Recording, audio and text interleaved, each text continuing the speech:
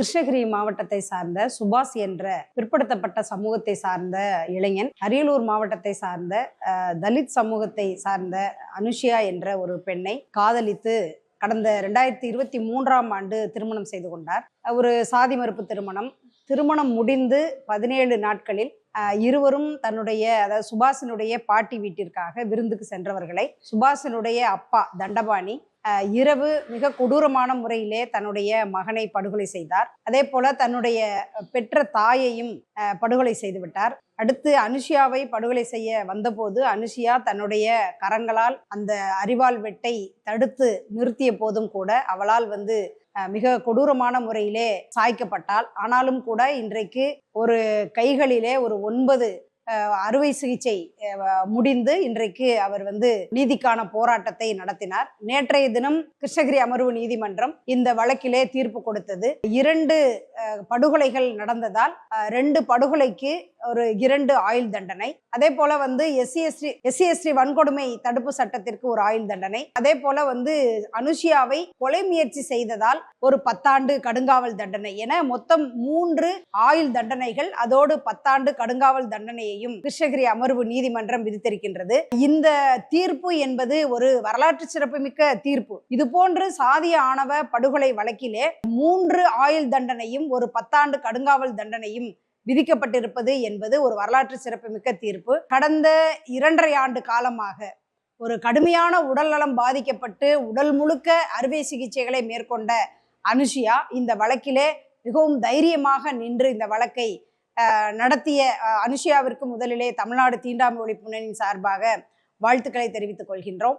அதே போல இந்த வழக்கிலே தொடர்ந்து அரசு வழக்கறிஞர் ரமேஷ் அவர் இந்த வழக்கை மிகவும் அக்கறையோடு நடத்தினார். அவருக்கும் தமிழ்நாடு தீண்டாமை ஒழிப்பு முன்னணியின் சார்பாக எங்களுடைய நன்றியை பதிவு செய்கின்றோம்.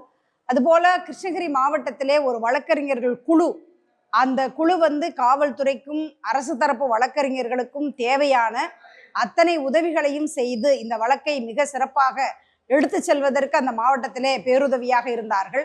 அவர்களுக்கும் தமிழ்நாடு தீண்டாமை ஒழிப்பினுடைய மாநில குழு சார்பாக நன்றியையும் பாராட்டுகளையும் தெரிவித்துக் கொள்கின்றோம். அந்த கிருஷ்ணகிரி மாவட்டத்தினுடைய தமிழ்நாடு தீண்டாமை ஒழிப்பு முன்னணி, மார்க்சிய கம்யூனிஸ்ட் கட்சி இரண்டும் இணைந்து இந்த வழக்கை தொடர்ந்து கொண்டு செல்வதற்கான அத்தனை போராட்டங்களையும் நடத்தினார்கள். தமிழகம் முழுவதிலும் தமிழ்நாடு தீண்டாமை ஒழிப்பு முன்னணி சார்பாக 2003 ஏப்ரல் மாதம் இந்த படுகொலை நடந்தபோது ஒரு மிகப்பெரிய கண்டன இயக்கங்களை தமிழகம் முழுவதிலும் தமிழ்நாடு தீண்டாமை ஒழிப்பு முன்னணி நடத்தியது. எனவே இப்படிப்பட்ட ஒரு வழக்கை பெறுவதற்கு தமிழகம் முழுவதிலும் போராட்டங்களை நடத்த வேண்டி இருக்கின்றது. இந்த வழக்கை மிகச் சரியாக கொண்டு செல்வதற்காக ஒரு பெரிய வழக்கறிஞர் படையை இதற்காக உதவி செய்ய வேண்டியது இருக்கு. அப்படியெல்லாம் இந்த வழக்கை எடுத்து சென்றால்தான் மிகச் சரியான தீர்ப்பு கிடைக்கின்றது என்பதை இந்த வழக்கின் மூலமாக தெரிந்து கொள்ள முடிகின்றது. இந்த வழக்கை பொறுத்தளவிலே இன்றைக்கு அனுஷியா ஒரு மிக தன்னுடைய கைகள் ஒரு செயல்பட முடியாத, ஒரு வலதுகை செயல்பட முடியாத நிலையில் இருக்கிறார். அவர் ஒரு MSc பட்டதாரி.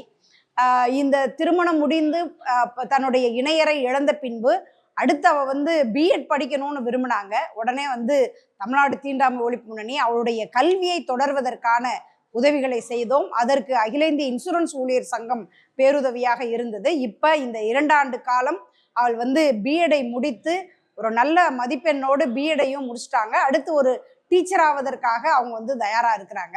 இந்த வழக்கில் கூட ஒரு படுகொலை செய்யப்பட்டது ஒரு பட்டியல் சமூகத்தை சார்ந்த இளைஞன் என்று சொன்னால்தான் அந்த வழக்கிலே அவருடைய குடும்பத்தாருக்கு ஒரு வேலை, வீடு தர வேண்டும் என்று SC வன்கொடுமை தடுப்பு சட்டத்திலே வழிமுறைகள் இருக்கின்றது. அங்கே படுகொலை செய்யப்பட்டது பிற்படுத்தப்பட்ட சமூகத்தை சார்ந்த சுபாஷ்.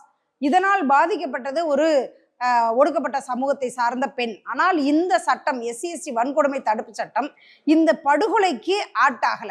அதனாலதான் நாங்க தமிழ்நாடு தீண்டாமை ஒழிப்பு முன்னணியும் மார்க்சிய கம்யூனிஸ்ட் கட்சியும் தொடர்ந்து இதற்கான ஒரு சிறப்பு சட்டம் வேண்டும் என்ற கோரிக்கையை நாங்கள் முன்வைக்கின்றோம். சாதிய ஆணவ படுகொலைகளை தடுப்பதற்கு சிறப்பு சட்டம் வேண்டும் என்ற போராட்டத்தை தமிழ்நாடு தீண்டாமை ஒழிப்பு முன்னணியும் மார்க்சிய கம்யூனிஸ்ட் கட்சியும் கடந்த 15 ஆண்டு காலமாக போராடி வந்திருக்கின்றோம்.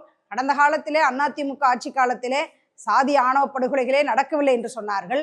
அடுத்து திராவிட முன்னேற்ற கழகத்தினுடைய ஆட்சி காலத்திலே கூட சாதிய ஆணவ படுகொலைக்கு இருக்கின்ற SC/ST வன்கொடுமை தடுப்பு சட்டமும் குற்றவியல் நடைமுறை திருத்த சட்டமுமே போதுமானது என்று சொன்னார்கள். ஆனால் இன்றைக்கு தமிழகத்திலே ஏராளமான சாதிய ஆணவ படுகொலைகள் நடக்கின்றது. இது போன்று சுபாஷ் படுகொலையிலே SC/ST வன்கொடுமை தடுப்பு சட்டம் இந்த கொலைக்கு ஆட்டாகல.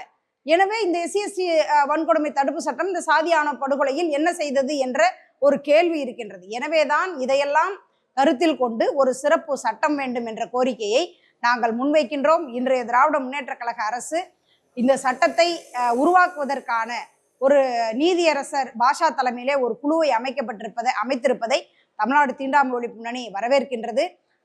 விரைவிலே அந்த சட்டம் கொண்டு வரப்பட வேண்டும். இது கடந்த காலத்திலே இதற்கு பல்வேறு உதாரணங்கள் இருக்கின்றது. தமிழ்நாடு தீண்டாமை ஒழிப்பு முன்னணியே விமலாதேவி படுகொலை வழக்கிலே சென்னை உயர்நீதிமன்ற கிளையிலே தொடுத்த வழக்கிலே நீதியரசர் ராமசுப்பிரமணியம் ஒரு மிகப்பெரிய வழிகாட்டுதல்களை கொடுத்திருக்கின்றார். இது போன்று சாதி மறுப்பு திருமணம் செய்து கொள்கின்றவர்களுக்கு பாதுகாப்பு தர வேண்டும், அதற்கு அரசுதான் பொறுப்பேற்க வேண்டும். அதே போல இது போன்ற தம்பதிகள் குறுகிய காலத்திலே தங்குவதற்கான விடுதிகளை ஏற்படுத்தி தர வேண்டும். இது போன்ற சாதி மறுப்பு திருமணம் செய்து கொள்கின்றவர்கள் பாதுகாப்பு வேண்டும் என்று வந்தால் அதற்கான ஏற்பாட்டை இந்த அரசு செய்து தர வேண்டும் என்ற உத்தரவை நீதியரசர் ராமசுப்பிரமணியம் நம்முடைய நீதிமன்றத்திலே உத்தரவிட்டார். எனவே அதை தொடர்ந்துதான் இது போன்ற சாதி ஆணவ படுகொலை தடுப்பதற்கு சிறப்பு சட்டம் என்ற கோரிக்கை மேலெழுந்திருக்கின்றது. எனவே உடனடியாக தமிழக அரசு இந்த கோரிக்கையை நிறைவேற்ற வேண்டும். அதே போல இந்த அனுஷியா வழக்கிலே அவளுக்கு ஒரு வேலை, வீடு கொடுக்க வேண்டும் என்ற கோரிக்கையை தமிழ்நாடு தீண்டாமை ஒழிப்பு முன்னணி இந்த நேரத்திலே முன்வைக்கின்றோம். அந்த கோரிக்கையை உடனடியாக தமிழக அரசு நிறைவேற்ற வேண்டும்.